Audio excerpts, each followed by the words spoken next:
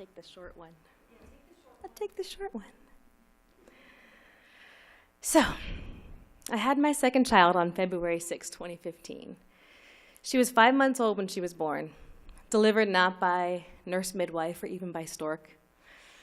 She came to us in a rusty gray Toyota and was carried to the door by a lumbering woman with burgundy hair who smelled of cigarettes. The baby was wrapped in a bundle of dirty blankets, leaving only her little face exposed to the wind. All I could think of was, oh my God, how could something so tiny and precious not have a home? The blue of her eyes was so vibrant and so potent, it made me think of if someone would have taken a blue ink pen to a faded black and white portrait. So I'll call her Blue for this story. Less than an hour earlier, we had gotten a call from a placement worker saying she had a baby in her office who needed a home immediately. Mom had left Dad because of a domestic dispute, and Mom and baby had been hopping from shelter to shelter, and now they were homeless. She had no other information than that. She just needed to know, could we take this child, maybe for a month, maybe for a lifetime? Had we more time to ruminate over reasons to say no, our answer would have been possibly different, but we didn't have time, so we said yes, we could do that.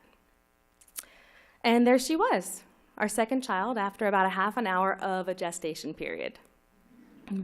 But that's not entirely true, because we've been trying to have another child for years at that point. I had gotten pregnant easily with my first daughter, Opal, who's now 8, but apparently that was it for me. She kept getting older, and I kept getting not pregnant, and we kept trying everything, aside from the obvious, and things just weren't happening.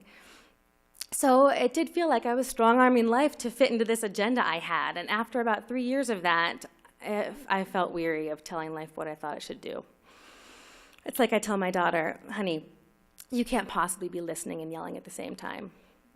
And suddenly, life no longer felt like I was slogging into an oncoming current. And this is not to say I didn't want any more children. I was just becoming very clear that they were not going to come out of my own personal loins. So it took us about a year of training and interviews to become FOST-adopt parents, meaning we were foster parents who were interested in adoption. And about a week after that certification went through, we got the call about Blue. Now, we had no idea what was going to happen with us and Blue. It all depended on how the next many months fared with her parents. If they fucked up badly, we'd keep her. If they couldn't finish their treatment plan in under a year, we'd keep her. But we continued to root for them because we felt like, what good would it do to not extend love to someone? But of course we wanted Blue to be safe and happy, and of course we wanted her with us well beyond preschool and zits and prom. But all we could do was wait and endure the conflicting emotions and focus on living our beautiful lives with our gorgeous girls. I mean, the story was rewriting itself even as we were living it, but just like Harold with his purple crayon, we couldn't see more than what was an inch ahead of us at any given time. So Blue wove herself into our lives in no time. The favorite books, the favorite stories, the favorite games, the favorite foods and how to fix them, the vaudeville required for diaper changes and car rides. And let's not forget Opal, who went from being a little girl to an abundantly wise older sister practically overnight. But there was also no shortage of reality checks, the parent visits, the instructions to not allow her to call us mom and dad, the notebook that I kept copious notes in about what Blue did during an average day, her developments, her activities, her appointments, to share with her mom, who was still technically her mom. Somewhere along the way during that journey, I learned that a child discovers its own worthiness in that first year of life. If they learn that they are worthy of giving and receiving love before they're walking and talking, it leaves an imprint on them, almost like a tiny organ transplant, that helps to fulfill and sustain them as they go into the world and start to make relationships. And if the opposite is true, if they don't get that message in the first year, they could really struggle with connecting and with trust and with that kind of thing. And so on the many days that I felt like I wanted to just steal our family, Blue included, and just run off the grid, I came back to that thought and I held on for dear life. So much to our surprise, the courts ruled in favor of Blue's parents, and she was to return to them a few days before Christmas after she was with us for almost a year.